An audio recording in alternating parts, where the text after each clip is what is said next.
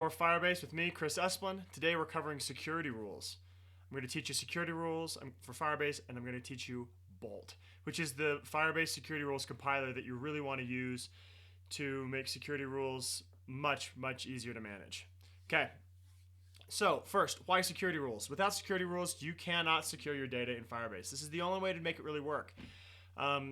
Security rules also integrate with your the Firebase auth system. So think about Firebase. You're putting data out in the cloud, out in Firebase, and it's publicly available to all clients. So if all your clients can access it, then malicious clients can access it as well. So anyone trying to hack your database, they can start attacking it and trying to pull data out of it. If you make an endpoint available, it's available to everybody. Now, security rules allow you to lock down access to authenticated users, allows you to lock down access to just administrators, and lets you get really detailed in how you manage each node of your data. And security rules work on a node by node basis. So if you've been following so far, you understand that Firebase saves basically JSON data. So Firebase security rules secure nodes of JSON. So you tell Firebase which node you want to treat in which way, how you want to secure every node, and then you basically follow that sort of schema when laying out your data. And I'm going to cover a real quick way that I like to structure my data to make it super easy to secure. Okay, so here's how we do it. First, there's really not much of any data that I'm going to make public. If I have public, I'll put that under a separate node, public data, that's just for everybody.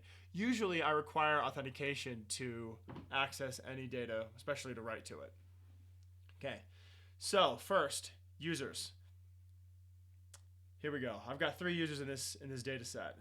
I've got Kanye, Ryan Seacrest, and Taylor Swift. Okay, and each of these users has a UID that comes from the auth system, the authentication that I've covered in other videos, and that's their key. So users / their UID, and then of course I'll save some simple data underneath there. And in this case, you'll see Ryan Seacrest, he has an isAdmin flag that is true, so he's an admin for this whole app right now. Okay, so right now we're at Quiver2 / authentication / users / UID. That's our user data. Okay. Now I've also got some other fun guys here. I've got /user writable, and so everything under user writable, I'm going to make it kind of like a Dropbox where the user can write to any named node here with their UID. See how the PXLR there matches PXLR? They can write whatever they want underneath there. So in this case, looks like Taylor Swift wrote a tweet queue, added something to the tweet queue that says, "I heart you all like Kanye hearts Kanye." Okay, so that's user writable. And then there's user readable. I'm going to make that readable but not writable to my users, so they get full read access. So in this case, there's a retweet here, and again, PXLR, that's Taylor Swift's UID, and these are just baloney push keys that I made up. And I'm going to let you finish, and Queen Bee should receive this award. Those are retweets that she posted. And we've got other tweets. We got some tweets down here. These are Kanye's tweets. The OQS7 matches up to Kanye's UID. So see how I'm using replicated UIDs to create this data structure where I can quickly track down a user's tweet given their UID, or a user's retweet given their UID.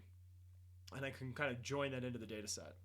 Okay, so everything under user writable will be writable to the user. Everything under user readable will be readable to the user. Everything under user owned will be readable and writable. So in this case, preferences, excuse, respect rating, auto-tune, listen to haters, and fake. These of course will match to UIDs. This is a fake UID I just made up. Okay. By using a data structure like this, I can really minimize the number of security rules I have to write. I don't have to write security rules for every single little node. I can write security rules at a higher level and let them cascade down. So security rules cascade down. That's the first thing you've got to recognize. When you request a node in Firebase, you're going to get all that node's children no matter what. You're getting all of the children every time. So you don't want to try to secure deeply nested nodes any more than their parents. So security should become looser, not tighter, as you nest deeper into the node. Okay, So what does security rules look like? Right here, you'll see in my editor, I've got securityrules.bolt. Let's first look at securityrules.json, which is going to be compiled by securityrules.bolt. I don't want to spend a lot of time with the JSON because I don't actually use the JSON much. You need to read it. You need to be able to read it to make your app work, but it's not as useful really as the bolt anymore. So, okay, what is securityrules.json? This JSON file, which is what I'm going to put right here under my rules. I'm going to put my rules here on this real-time database rules tab. Okay, how does it function? So first, it's a JSON object. My rules are JSON object. The root node is rules. Okay, and then I simply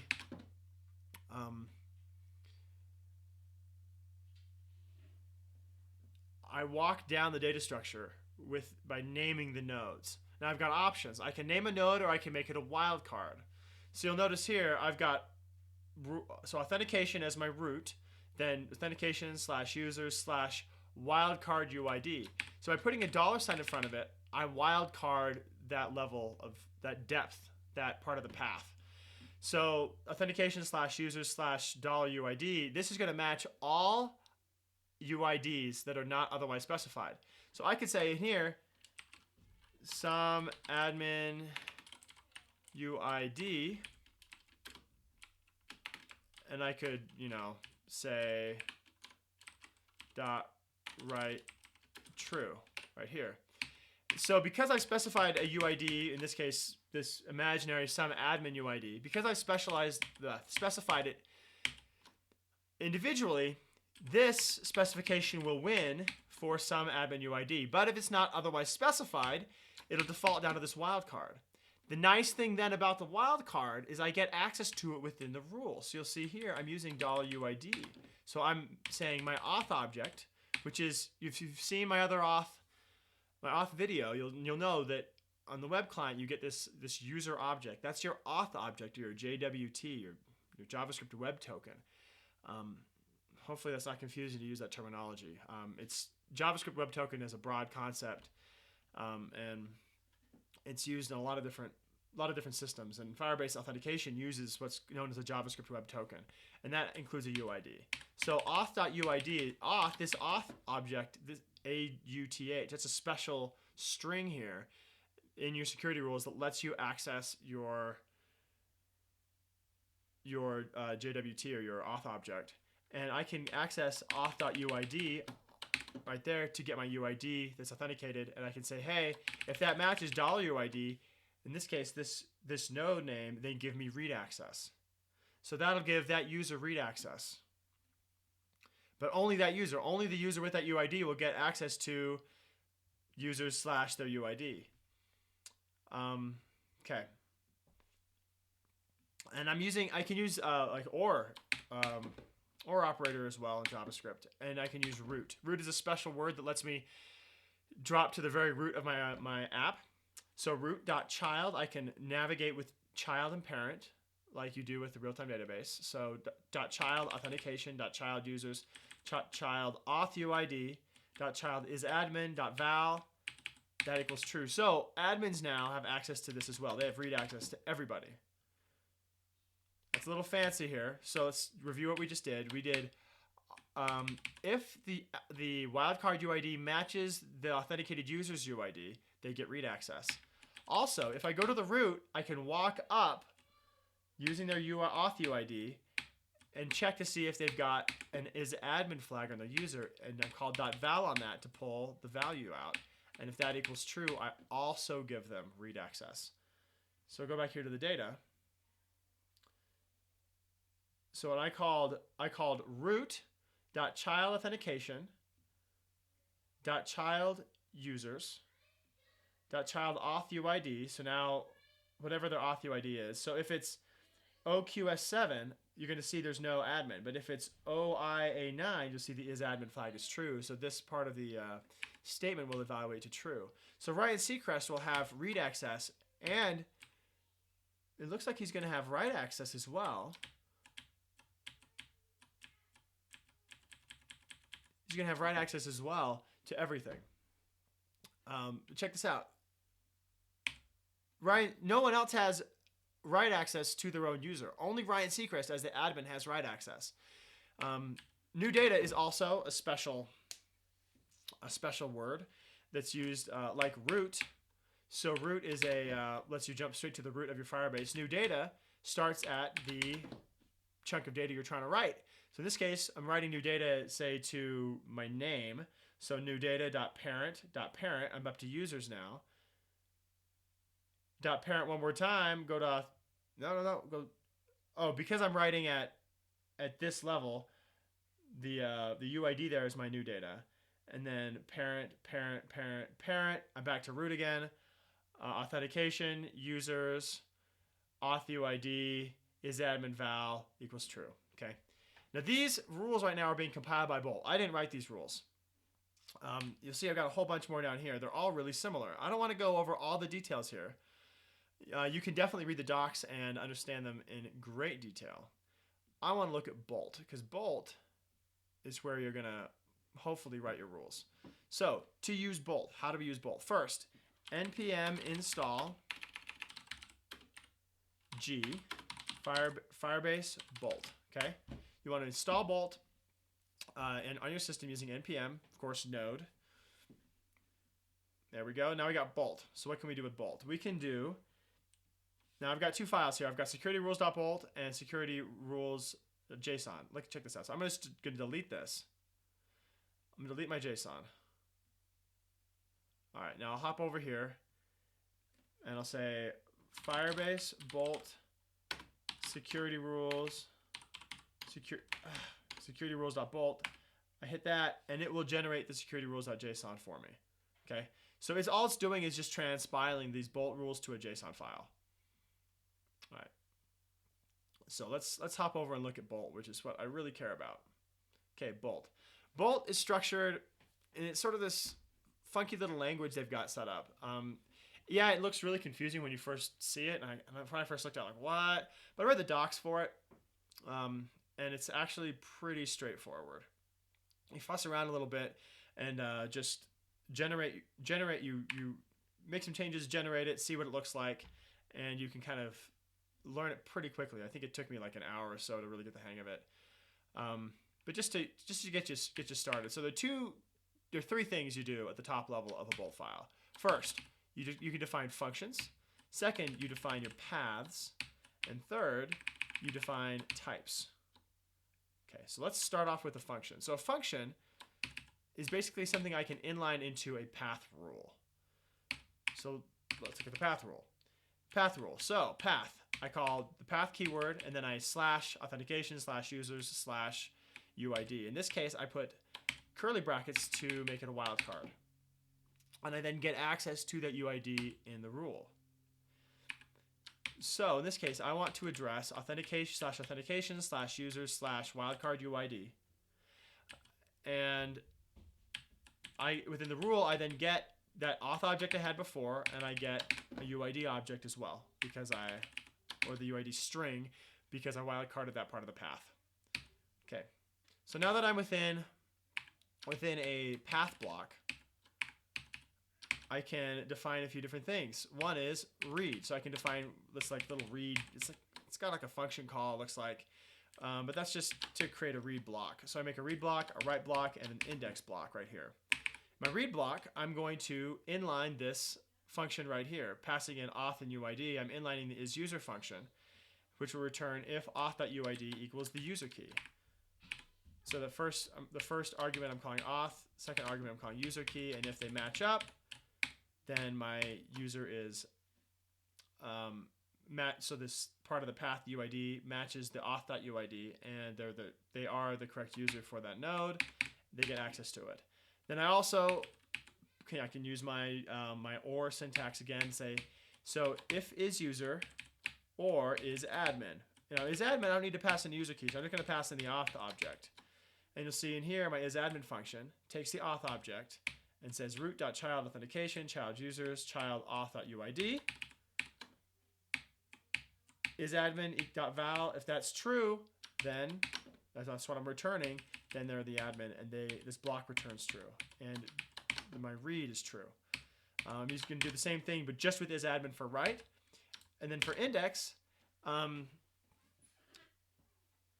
so when you're running sophisticated queries with Firebase, you'll see Firebase will prompt you to index certain fields.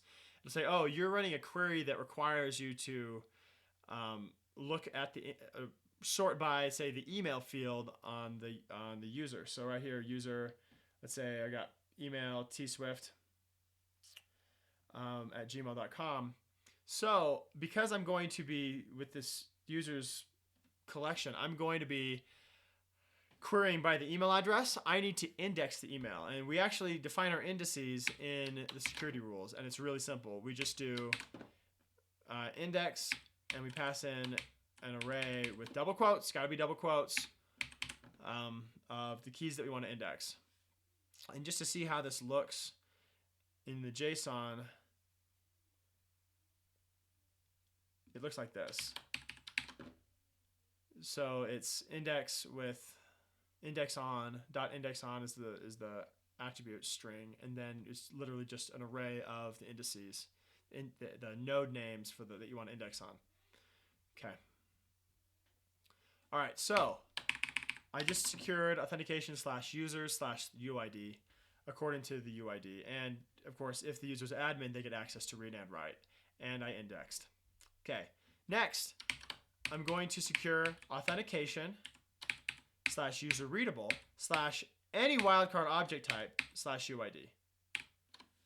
So you'll see over here we got authentication, user readable, and I've got these two different object types, retweets and tweets. And so by wildcarding at this object type level, throughout my app I can just go, oh hey, retweets, tweets.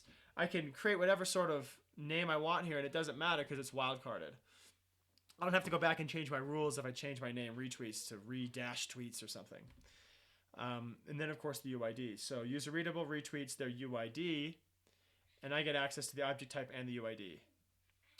I mean, then beyond that, it's identical. It's just read is user is admin or write is admin. All right, same thing here for user writable. Object type, UID are both wildcarded. In this case, read if is admin, write if is user or is admin. And then one more, user owned, is user and is user is admin for both the read and the write. Okay. Now, as in the rules, I can get more specific, and if I get more specific with the rule, like above and beyond a wildcard, I can address a node more specifically and apply rules just to that node. So for instance, user authentication, user owned preferences, I can address that node specifically in addition to object type. So all object types are going to, by default, get read and write according to these rule blocks. Now, if I want to just address preferences, I can then create a new path rule that's user owned /preferences. And because I didn't wildcard it, I'm just addressing preferences.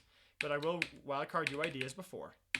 And now I can do something fun, and it's not, in this case, I want to say, you know what, this is a preferences type. So I'm going to specify preferences now as a preferences type. And I'm going to give it the same is user read and write rules. You know, frankly, I should probably add in the is admin, because I still want the admin to be able to make their changes. Actually, you know what? No. Admins don't need to make changes to a user's preferences. So, yeah, only the user can touch their own preferences. Okay, but we're going to call it a preferences object. Now, what does this preferences type do for us? It lets us apply rules broadly. Now, I could take these here, and I can put them in preferences, if I like, and actually delete them from the block, and just have an empty block. And everything I put in that block, in the preferences block, is going to apply to my preferences right here. So, type preferences. I just sort of imported a whole bunch of goodies into this preferences path. So what do I have? So right now I'm importing my read and write rules that I had before. Again, it's same thing, put them here, who cares, same thing. So let's just put them all down below, just to be fun. All right, now we've got a new rule we got here. So far I've shown you read, write, and index. Now you also have validate. So validate, again, this block will return true or false. It's the exact same language you had before, but all it's going to do, this true or false, will let you then write. It's a write validation rule. So when you try to write to this node, to the preferences, when you try to write to preferences, it'll evaluate this string right here and this rule, this block, and could reject the write if the rule evaluates to false. Now I get access to this. So this is my chunk of data I'm about to write. And so I say this.excuse.length had better be less than 0 or 20. And I get a nice and syntax. This.respect rating had better be less than 5.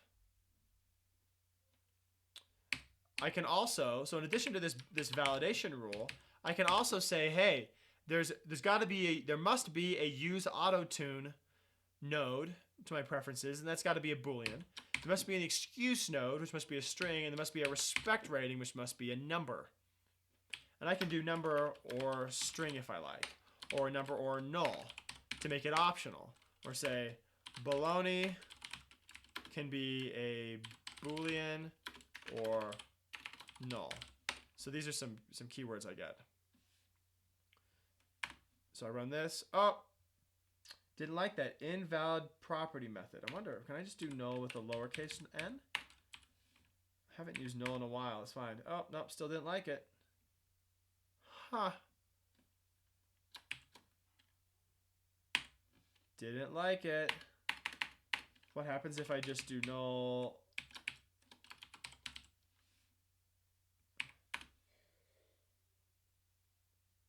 Oh, that worked. Ha, I can say it. I can give it the option of being null there. Interesting. So then in my rules, let's see what that looks like.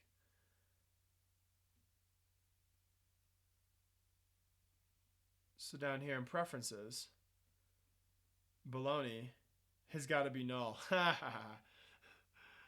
So that's a little unfortunate.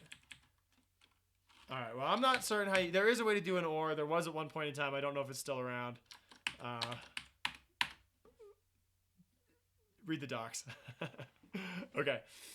I don't want to read the docs right now. It'll take too long. Okay, but the trick is here, I can specify nodes that are going to have to exist.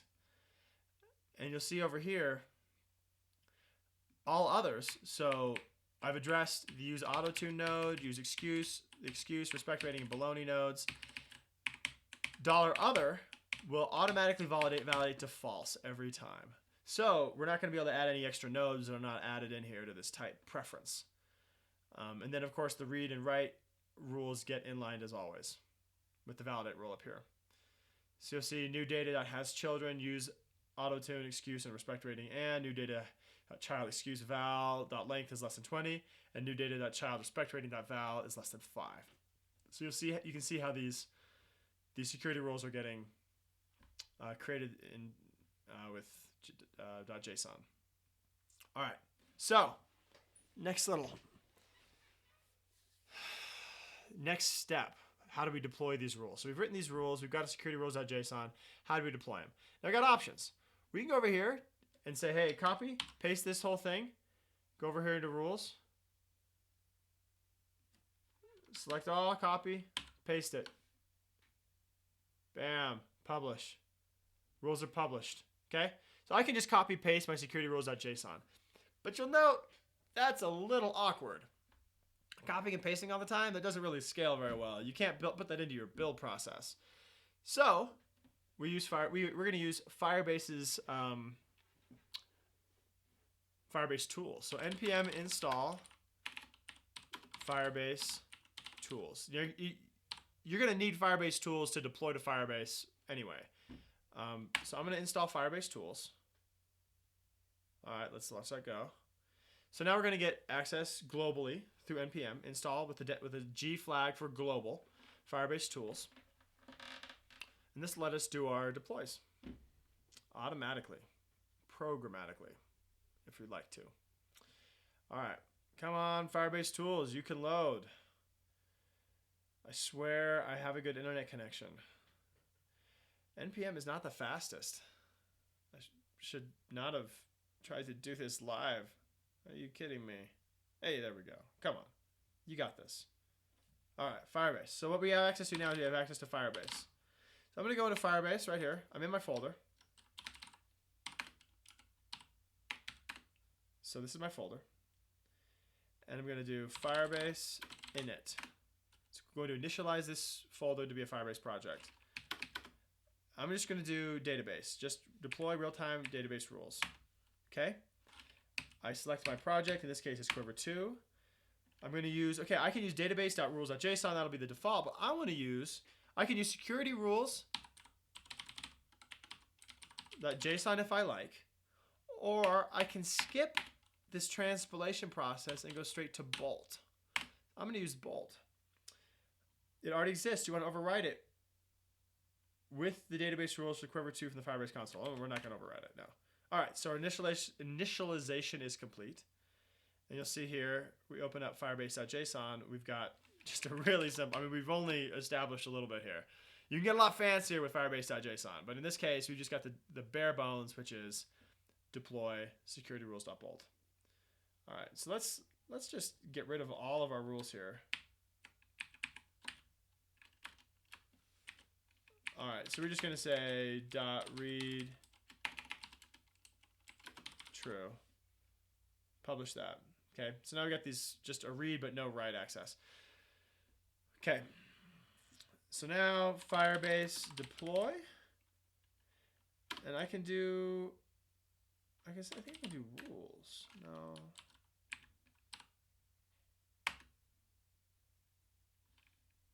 Yeah, do rules only.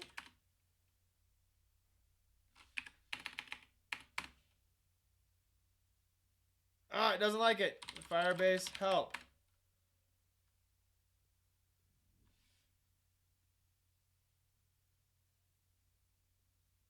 Wow, this is really hard to read. All right. Commands Firebase get, usage.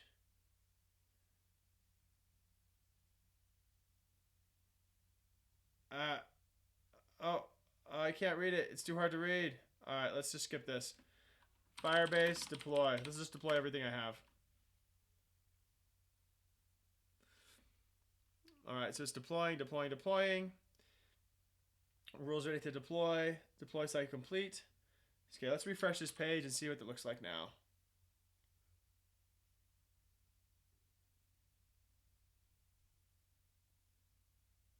There we go. Now this is ugly as sin. It just deploys it as a single line. There's no formatting involved at all, which is nice. Which is why you want to be able to transpile over here to .json so you can actually read what you're creating.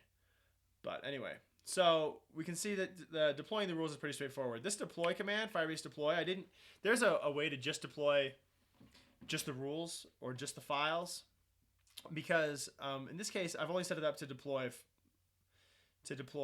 rules. I haven't set up to deploy hosting. You can set up hosting deploy as well and deploy a folder up to your Firebase that will then get served up. And we'll cover that in a different video.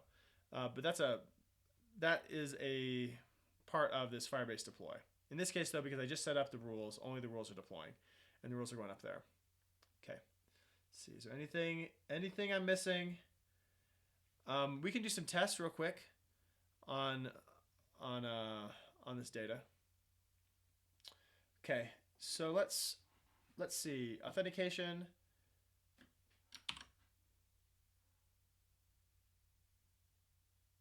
All right, this is going to be. We're just going to do some testing real quick. I'm just going to make this a little easier so we can see what we need to see. Okay.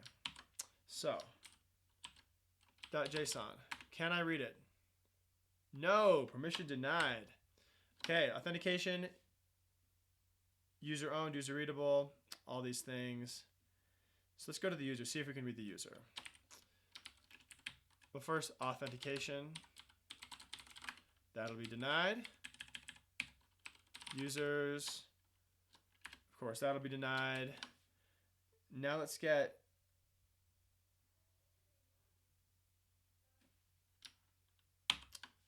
that there. tswift@gmail.com.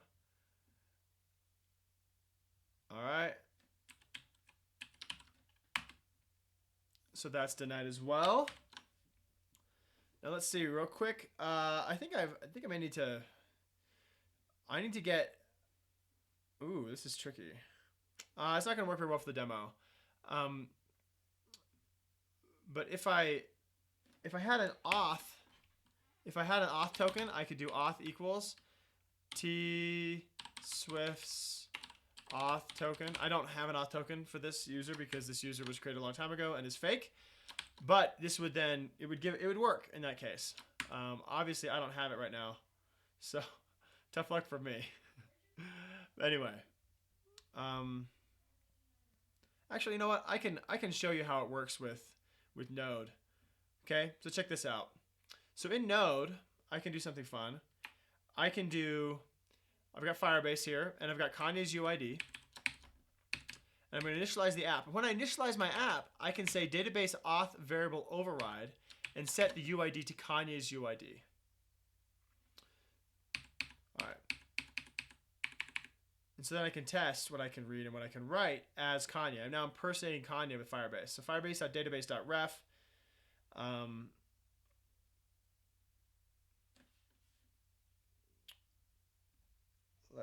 Let's just hide this. Okay, we're going to look at user-owned preferences. So user-owned preferences, Kanye right here. Let's delete this. Let's say, hey, node. Nope, not in that window. Node mon index.js. Okay, so this will run. There, I'm able to write this. Now, am I able to write it with, say, a respect rating of 10? What happens when I try to do that? No, permission denied. Respect rating of 5. Does it work? Nope. 3. Does it work? Yes. Come on, go, go, go. Yeah, it worked. Okay. And what if I want to set this to false? Okay, I can set that to false. Can I set it to false as a string?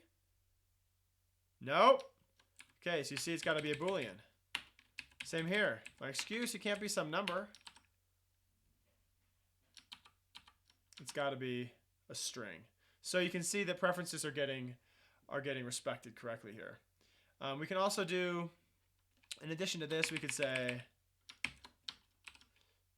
so can Kanye read his own user? So Firebase dot let's say user ref.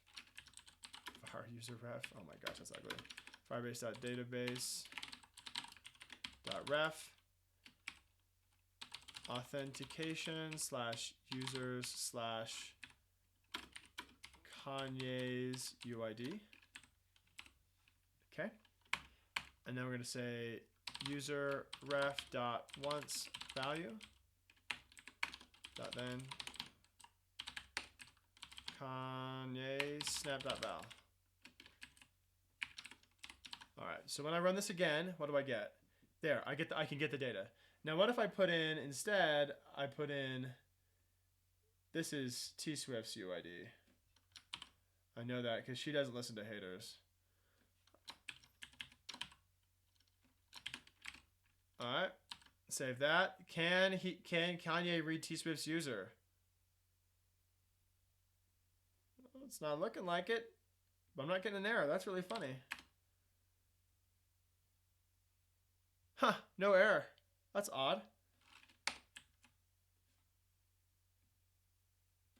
What happens if I just get rid of this? Yep, no error. It's not throwing an error, but it's definitely not giving me the data back. If I get Kanye's UID, do I get the data back? I do get the data back. All right, so it's just sort of failing quietly. That's odd. I haven't seen that happen before. Okay, so I mean, we could go and do a whole bunch and test all the read and write rules. Let's just, they work. I know these work. I've tested these before. I'd like to go over one quick little detail. So notice how down here with these preferences, how we can set them. And it will respect our preference type that we defined over here in the rules. So we defined use auto-tune excuse, respect rating. We gave it all these requirements. Okay. Now check this out. I can then go over here and put 100 in the respect rating through my dashboard, and it'll go through. Even though I could never put it in here. Like if I try to do that here, it fails. If I try to do 99 here, it fails. It needs to be 4 or 5 below 5, right? So my bolt rules are going to get respected in Node. In any case, it'll get respected by any of the clients, but for whatever reason, these validation rules don't get respected by the dashboard. So you can't really test it with the dashboard. If you want to test these things, write some Node scripts, or if you're into Java, write some JavaScripts. JavaScripts, write some Java. You don't write anyway. To do the test programmatically, because you can't do it manually. You can't test validation manually off of the dashboard. Okay, so that was my one big gotcha there, and I think this is a pretty good coverage here for security rules and Bolt. Of course, the docs have every little detail you could ever want to know, and there are a lot more details. You can get as detailed as you like. If you think it should exist, it probably does. So, party on, and I will see you in my next video. Thanks for watching.